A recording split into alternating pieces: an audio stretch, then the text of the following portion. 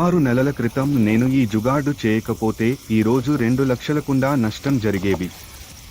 నేను మీకు వివరిస్తాను. మీరు ఇక్కడ కాబేజీ, పచ్చి కాబేజీ మరియు బ్రోకలీ పంటలు నాటబెడుతున్నదాన్ని చూడవచ్చు. అసమయ వర్షాల కారణంగా మొత్తం పొలం నీటిలో మునిగిపోయింది. అక్కడనే మేము నిర్మించిన ఈ జుగాడు వర్షనీటి సేకరణ వ్యవస్థ చాలా అద్భుతంగా పనిచేస్తోంది. మన ఇక్కడ వర్షం పడినప్పుడు ఇలాగే ఇల్లు చుట్టూ ఉన్న నీరు మా పార్కులోకి చేరుతుంది మరియు ఈ పార్కు యొక్క వంకర మేము నిర్మించాము. ఆ వర్ష మోటార్ హార్వెస్టింగ్ బేసిన్లో మేము లోపల లేయరింగ్ చేశాము.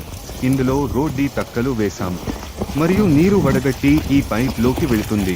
ఇది 70 అడుగుల క్రిందికి బొట్టినది. అట్లా చెప్పండి. ఇక్కడ నీరు నిల్వ అవుతుంది. వడగట్టి నెమ్మదిగా నేలను లోపలికి చేరుకుంటోంది.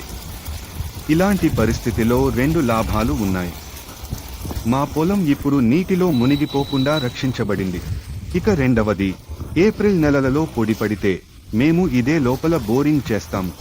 మోటార్ ఇన్స్టాల్ చేసి వర్షం శీతాకాలంలో సేకరించిన నీరు వేసవిలో వినియోగం. ఇన్నోవేటివ్ ఆలోచన. జల జీవన్ మిషన్ వెబ్సైట్కు వెళ్లి జల జీవన్ మిషన్తో చేరండి.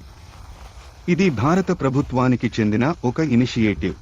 డ్రింకింగ్ వాటర్ మరియు వాటర్ కన్సర్వేషన్ పైన అద్భుత పనులు.